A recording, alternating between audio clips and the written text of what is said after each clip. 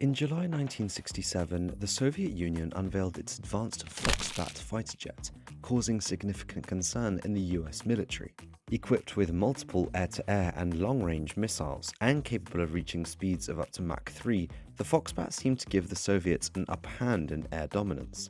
In response, the US decided to develop the F-15 Eagle, a fighter jet designed to reclaim superiority in the skies. Packed with powerful engines, advanced radar systems, and unmatched agility, the F-15 was designed to dominate the skies and strike fear into the hearts of any adversary. But what made the F-15 so terrifying to the Soviets? During the Korean War, the American F-86 and Soviet MiG-15 engaged in intense air-to-air combat. These jets were lightweight and agile, perfect for close-range dogfights. However, by the mid-1950s, advancements in technology began to change the design of fighter aircraft dramatically. Powerful radars emerged, capable of detecting enemies from much farther distances. At the same time, guided missiles were developed that could strike targets kilometers away.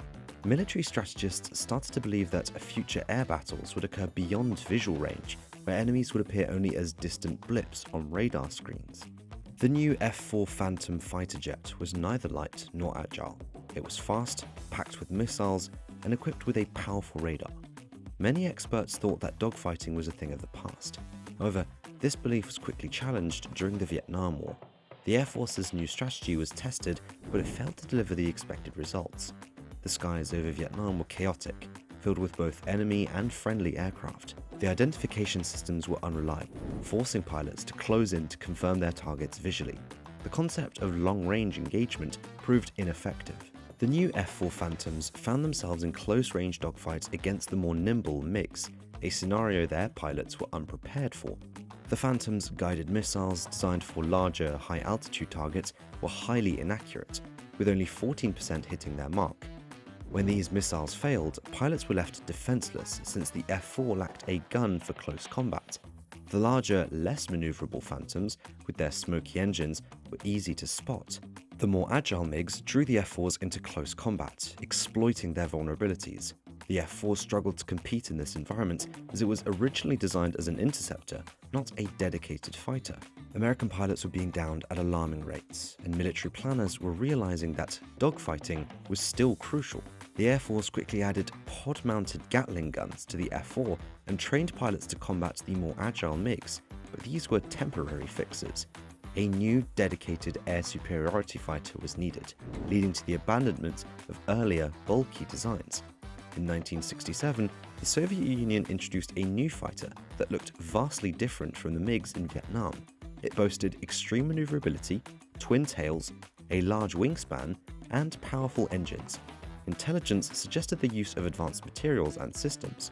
Soon after, the Soviets set new speed and altitude records with this fighter, the Foxbat, for which the US had no match. With the Vietnam experience already troubling, the Soviet Union's introduction of a new superfighter heightened concerns. The Air Force, after 2 decades focused on interceptors, fighter bombers, and attack aircraft, decided to develop a state-of-the-art air superiority fighter. In 1968, top US aircraft designers were invited to submit proposals assessed using the innovative energy maneuverability concept, which evaluated a fighter's performance based on speed, thrust, drag, and weight. In December 1969, McDonnell Douglas won the contract to build the new fighter. Their design, resulting from 25 million man-hours of effort, led to the F-15 Eagle, crafted for tactical dominance. With 2 afterburning turbofans delivering 48,000 pounds of thrust, the F-15 could break the sound barrier even when climbing straight up, reaching speeds over Mach 2.5, making it the fastest fighter jet ever produced by the United States. For optimal performance, the F-15's engines featured variable air intakes, controlled by a computerized system, ensuring ideal airflow at any speed or angle. Unlike earlier fighters like the F-4, which had reduced wing areas for high supersonic speeds, the F-15 used low wing loading combined with a high thrust-to-weight ratio for superior maneuverability.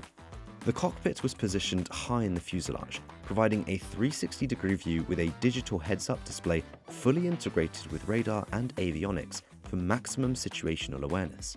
The F-15 was armed with 8 Sparrow and Sidewinder missiles mounted under the wings and along the fuselage. For close combat, it was equipped with a 20mm Gatling gun capable of firing up to 6,000 rounds per minute.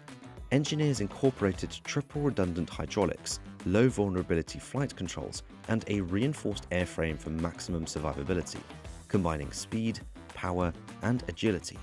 The F-15 was poised to become one of the greatest fighters ever built. The first prototype of the F-15 was unveiled in June 1972, just 3 years after McDonnell Douglas received the go-ahead. The new fighter underwent extensive testing, proving itself against the best the Air Force had. The F-15 outperformed the heavier F-4 Phantom and easily bested the smaller, lighter F-5, which simulated agile MiG fighters. In almost every engagement, whether at long range or in close dogfights, the F-15 demonstrated a significant advantage. With a genuine air superiority fighter in their arsenal, the Air Force was poised to send a clear message to the Soviet Union. Just a year and a half earlier, the Soviets had set a new time to climb world records with the MiG-25. But the F-15 was ready to surpass them. In 1975, engineers lightened a pre-production F-15 by removing non-essential components and even stripping its paint. In North Dakota's cold, dense air, the Eagle performed a series of climbs from a standstill, reaching altitudes of up to 30 kilometers near the stratosphere. The F-15 not only beat the MiG's record, but exceeded them by over 25%. The Air Force had a clear victor, and the F-15 Eagle would soon be celebrated as one of the most successful fighter programs ever. By 1974, the F-15 was in mass production, with over 400 early F-15A and B models ordered by the US Air Force. America's allies were eager to acquire the new jets as well. Israel became the first foreign operator in 1976, followed by Japan and Saudi Arabia a few years later. Some of the first F-15s were deployed at West German air bases close to the Soviet Union, setting the stage for potential confrontations with the MiG-25. In 1976, the Americans finally got an inside look at the Soviet Union's superfighter. That September, Lieutenant Viktor Belenko, a 29-year-old Soviet pilot, defected by flying his MiG-25 from a Soviet base in the Far East to a civilian airport in Japan. After over a decade of secrecy, the Americans finally had the opportunity to inspect the Foxbat in detail.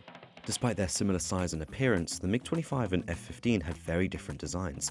The Foxbat was constructed mostly from heavy nickel steel alloy, making it almost twice as heavy as the F-15. Its large wings were not for agility, but to lift its massive weight, limiting it to 4.5 G maneuver, while the F-15 could handle nearly twice that. The MiG-25 carried a substantial amount of fuel for its enormous engines, yet its combat radius was only about 300 kilometers. Its avionics used outdated vacuum tubes, and its radar lacked look-down capability, making it unable to detect an F-15 flying below its horizon. The MiG-25, far from the feared dogfighting monster, was mainly a high-altitude interceptor designed for speed to intercept enemy bombers.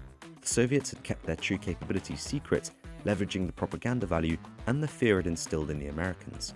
Now it was the Soviets' turn to worry. By 1976, the Soviet Union had no fighter capable of surviving a dogfight with the F-15. In 1979, F-15s achieved their first victories when Israeli pilots downed 4 Syrian MiG-21s in one engagement. Over the years, the F-15 consistently dominated air battles, routinely clearing the skies of enemies. Today, F-15s boast over 100 victories without a single defeat, a record unmatched by any other fighter. Early F-15A and B models were later enhanced by C and D variants, which improved range, payload, and weapon systems. Initially designed as an air superiority fighter, the F-15 also evolved into a powerful ground attack aircraft, taking advantage of its impressive range, speed, and payload. Almost 50 years after its first flight, the F-15 continues to be crucial to the US Air Force. In 2021, the modernized F-15EX began deliveries as a replacement for the F-15C. The MiG-25, however, was not built to fight an air superiority jet like the F-15. Yet, in January 1991, these two Cold War legends faced off over Baghdad. The result was unexpected. Although the MiG-25 lacked agility, it compensated with sheer speed, being the fastest fighter ever. The Iraqis exploited this, crafting a bold plan to ambush F-15 Eagles during their patrols. What do you think about the F-15 Eagle's dominance in aerial combat? Leave your thoughts in the comments below. Don't forget to like, share and subscribe for more fascinating military history content.